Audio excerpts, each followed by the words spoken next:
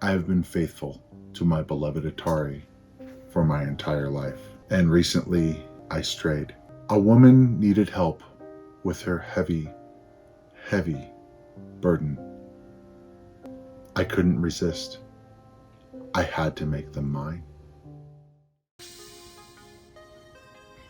Anyway, so I have a lot of Commodore stuff now. So I wanted to give a little bit of a story as to why this person had all these Commodores. She had like 20 Commodore machines that were still in use as of last year. I was very confused as to why that would be the case. And I actually found out that this was actually part of a doctor's office that did rehabilitation for cognitive therapy.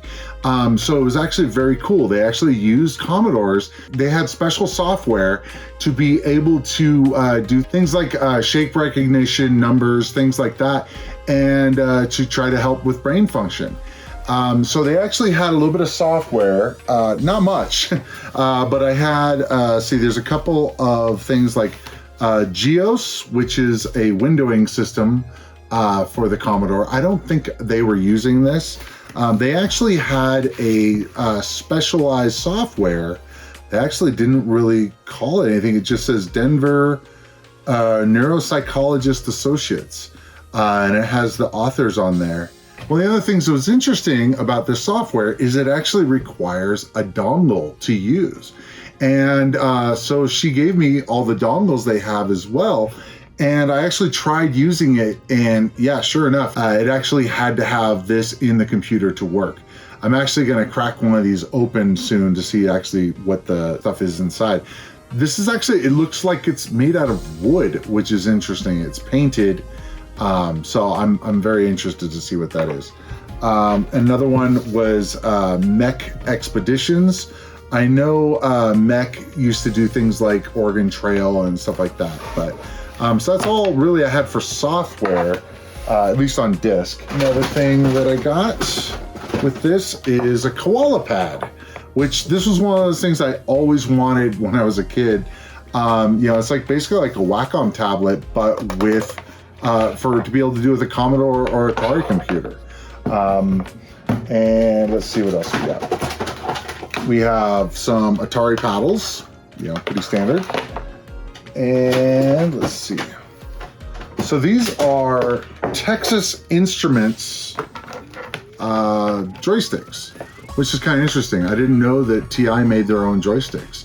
And it actually uses the same port as the standard DB9 Atari and Commodore, but it actually is joined into one connector, which is kind of interesting. Not sure how they did that. And let's see.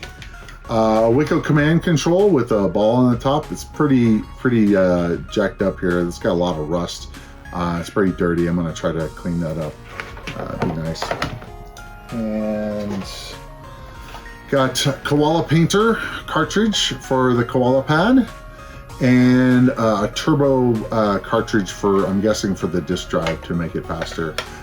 They only had these two cartridges, so my guess is they didn't have anything load very fast off these discs. What else? Another joystick. It's a mini gem stick.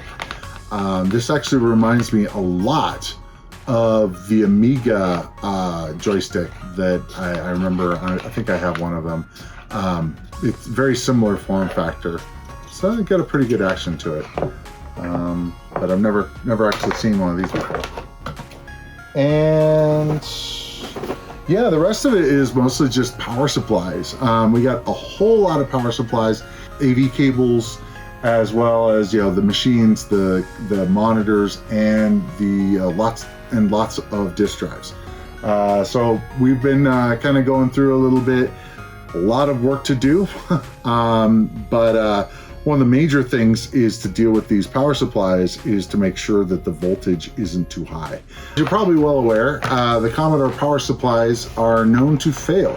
And the way they fail is the 5 volt DC power on them it tends to go above 5 volts by a big margin, and once it gets up to like 5.4, 5.5 volts, somewhere around there, it can actually fry the machine. So one of the things that I'm going to be doing with these is to make sure that the voltage is stable and under a certain threshold. So I don't want to plug in any of these power supplies that are going to fry one of our machines.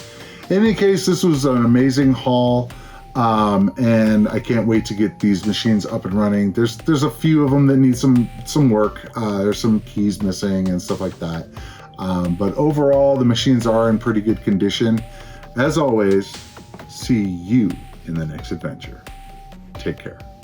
Thanks for watching. If you enjoyed the video, be sure to hit the like button. If you'd like to see more of this kind of content, be sure to hit the subscribe button and ring the bell. I post new videos all the time and I wouldn't want you to miss any. If you'd like to see more of this series, be sure to click up here. And if you'd like to see something else, be sure to click up here. As always, see you in the next adventure. Take care.